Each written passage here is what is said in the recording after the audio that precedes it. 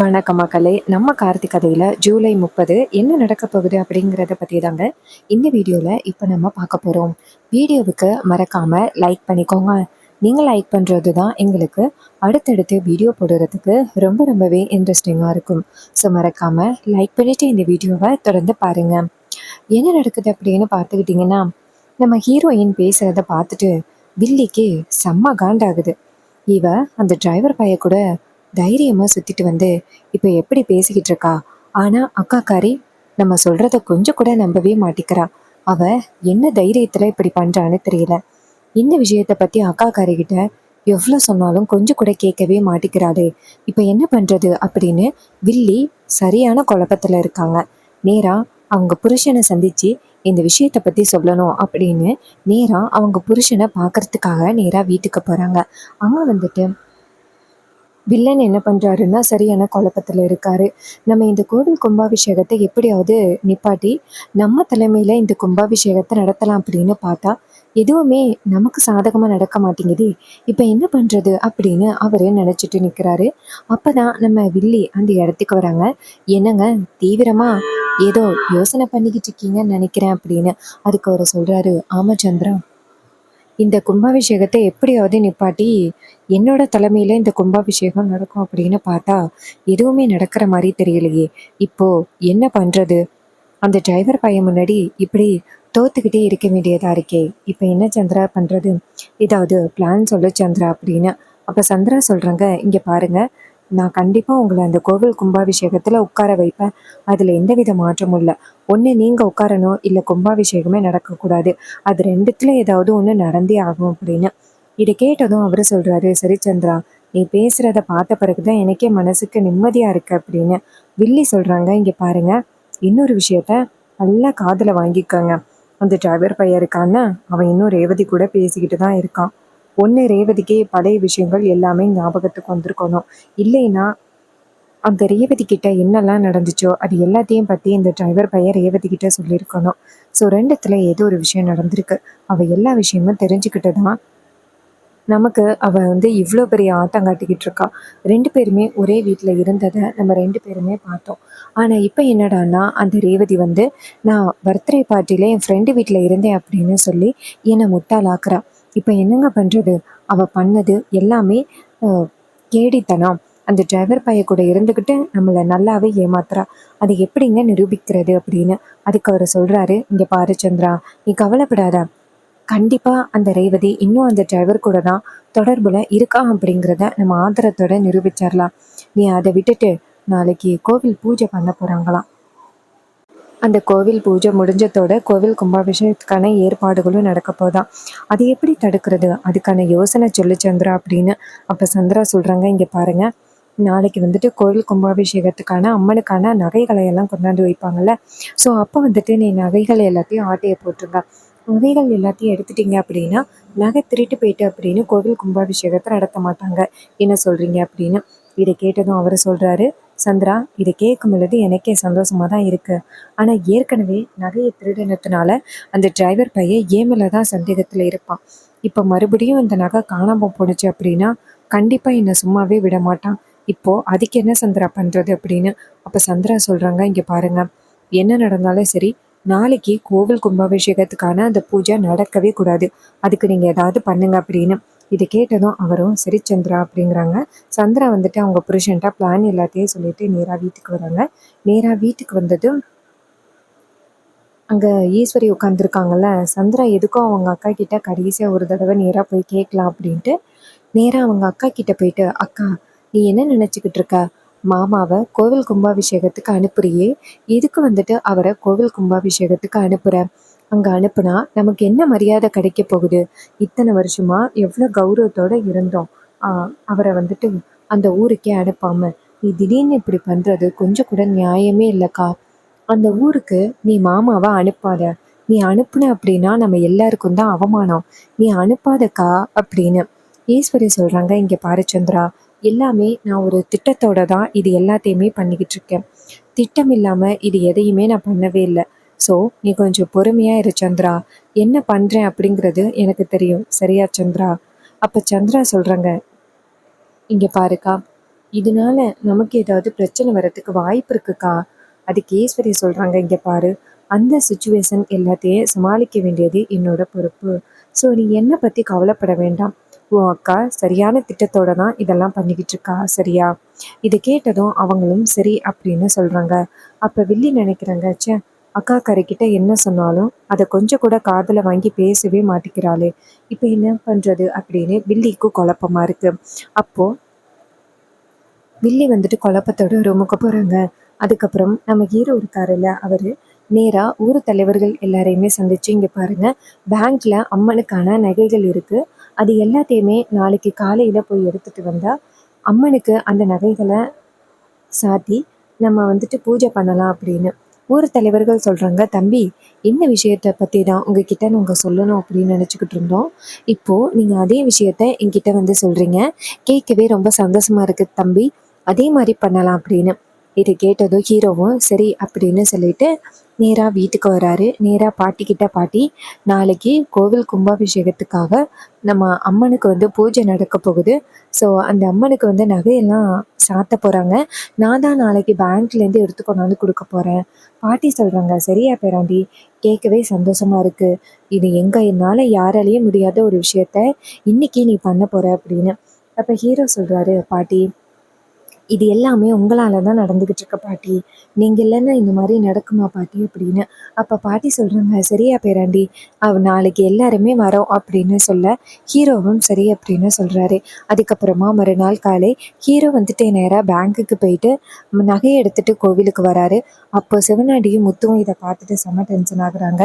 இந்த நகையை வந்துட்டு எப்படியாவது வரவிடாதபடி ஸ்டாப் பண்ணலாம் அப்படின்னு பார்த்தா, ஆனால் ஏற்கனவே அந்த நகை எல்லாத்தையுமே நம்ம ஏற்கனவே திருடி இருக்கோம். ஸோ மறுபடியும் அந்த நகையை எடுத்தால் நம்ம மேலே பழி வர்றதுக்கு நிறையவே வாய்ப்புகள் இருக்குது. ஸோ இந்த வாட்டி நம்ம நகையை எடுக்கணும் அப்படின்னு முடிவு பண்ணக்கூடாது, நம்ம வேறு ஏதாவது பிளான் பண்ணணும் அப்படின்னு. அப்போ முத்து சொல்கிறாரு, இங்கே பாருட மவனே, என்கிட்ட ஒரு பிளான் இருக்குது. பட் நீ அந்த பிளானை கேட்டால் கண்டிப்பாக கோவப்படுவேன். அப்போ அவர் சொல்கிறாரு, மாமா, இந்த நேரத்தில் நீ என்ன பிளான் சொன்னாலும் அதுக்கு நான் சரின்னு தான் சொல்லுவேன். சொல்லு மாமா, என்ன பிளான் அப்படின்னு. அதுக்கு அவர் சொல்கிறாரு, மவனே, நாளைக்கு அந்த அம்மன் சிலையவே திருடிட்டா, அம்மன் சிலை இருந்தால் தானே கோவில் கும்பாபிஷேகத்தை நல்லபடியாக நடத்தி முடிப்பாங்க. நம்ம அந்த சிலையவே எடுத்துட்டா. அதுக்கு சிவனாண்டி சொல்கிறாரு, சித்தப்பா, இப்படி ஒரு பிளான் சொல்லுவீங்க அப்படின்னு நான் எதிர்பார்க்கவே இல்லை. இது நல்ல பிளான் தான்.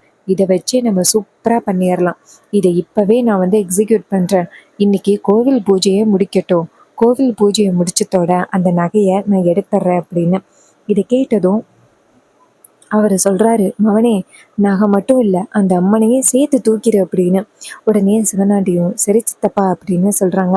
அதுக்கப்புறம் ஹீரோ வந்துட்டு கோவில் நகைகளை ஊர் தலைவர்கள் கிட்ட கொடுக்க, ஊர் தலைவர்கள் அந்த நகையை கொண்டு போய் அம்மனுக்கு சாத்தி பூஜை பண்ண ஆரம்பிக்கிறாங்க.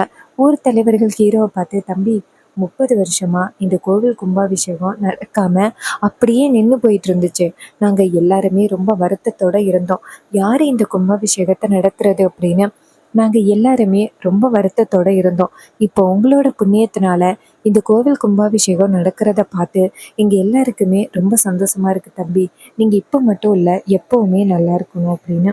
அப்போ ஹீரோ சொல்கிறாரு, இங்கே பாருங்கள், இது எல்லாத்துக்கும் முக்கிய காரணம் என்னுடைய தாத்தாவும் என்னுடைய பாட்டியும் தான். அவங்களால தான் இந்த கும்பாபிஷேகமும் நல்லபடியாக நடக்க போகுது. ஸோ நீங்கள் என்ன பாராட்டுறதா இருந்தாலும் அவங்கள தான் பாராட்டணும் அப்படின்னு. இதை கேட்டதும் அவர் சொல்கிறாரு, இங்கே பாருங்க தம்பி, எப்போவுமே உங்களுக்கு இந்த விஷயந்தான் தம்பி உங்களை நல்லவராக்குது. தற்பெருமை எப்போவுமே உங்களுக்கு கிடையவே கிடையாது தம்பி அப்படின்னு. அப்போ ஹீரோ சொல்கிறாரு, சரி, கோவில் பூஜை நல்லபடியாக முடிஞ்சிருச்சுல்ல அப்படின்னு. அதுக்கு அவர் சொல்கிறாரு, ஆமாம், கோவில் பூஜை நல்லபடியாக முடிஞ்சிருச்சு தம்பி.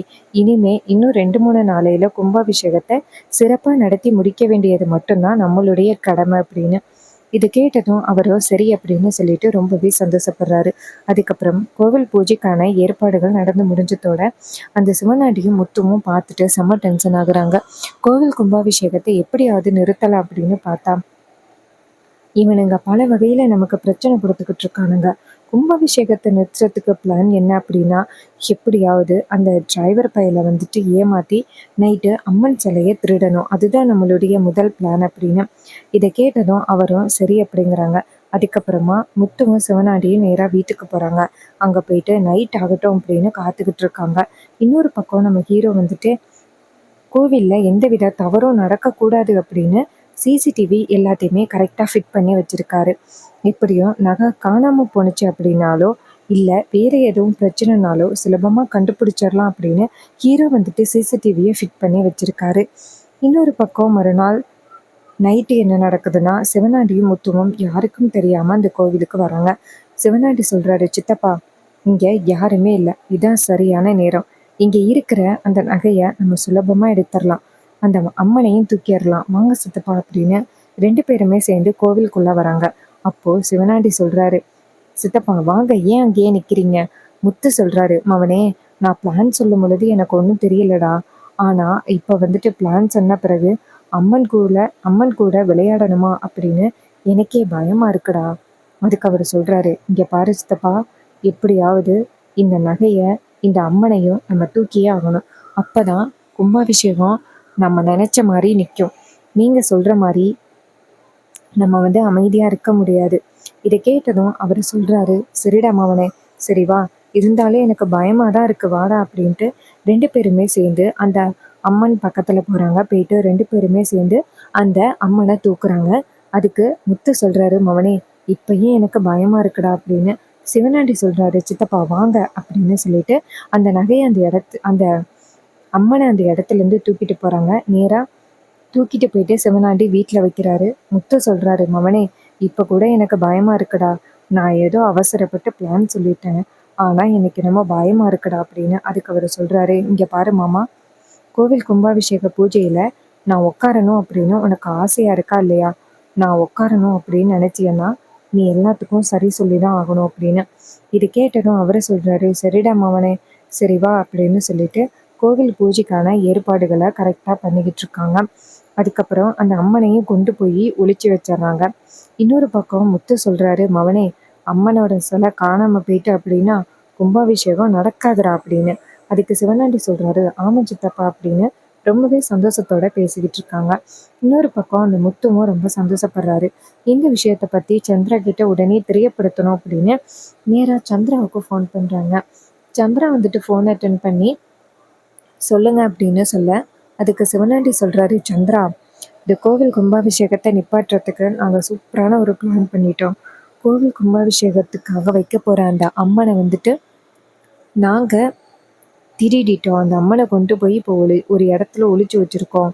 இனிமேல் அந்த டிரைவர் பயலால் அந்த அம்மனையே கண்டுபிடிக்க முடியாது. அது மட்டும் இல்லை, அம்மன் இல்லாத கோவிலை எப்படி கும்பாபிஷேகம் நடத்துவாங்க அப்படின்னு. இதை கேட்டதும் சந்திரா சொல்கிறாங்க, என்னங்க சூப்பர் பிளான் பண்ணியிருக்கீங்க, நான் கூட இந்த மாதிரி யோசிக்க மாட்டேன், நல்ல பிளான் தான் பண்ணியிருக்கீங்க. இனிமேல் அந்த டிரைவர் பையன் எப்படி இந்த கோவில் கும்பாபிஷேகத்தை நல்லபடியாக நடத்த போகிறான் அப்படிங்கிறத பார்ப்போமே. சிவனாண்டி சொல்கிறாரு, ஆமாம் சந்திரா, எப்படியும் இந்த ஆடி மாதம் முடிகிறதுக்குள்ள அந்த அம்மனை கண்டுபிடிக்க முடியாது, நாங்கள் ஒளிச்சு வச்சுருக்கோம். எல்லாமே நம்ம பிளான் படி தான் நடக்க போகுது சந்திரா. சந்திராவும் ஆமாங்க அப்படின்னு சொல்லிட்டு ரொம்பவே சந்தோஷப்படுறாங்க. இன்னொரு பக்கம் நம்ம ஹீரோ என்ன பண்ணுறாருன்னா, நேராக மறுநாள் காலை கோவிலுக்கு வராரு. கோவிலில் வந்து பார்த்தா அம்மன் சிலையை எங்கேயுமே காணும். அதை பார்த்ததும் அவருக்கு செம ஷாக் ஆகுது. ஊர் தலைவர்கள் எல்லாருமே அந்த இடத்துக்கு வந்துட்டு அதிர்ச்சி ஆகுறாங்க. அம்மன் சிலை எங்கே போணுச்சு அப்படின்னு.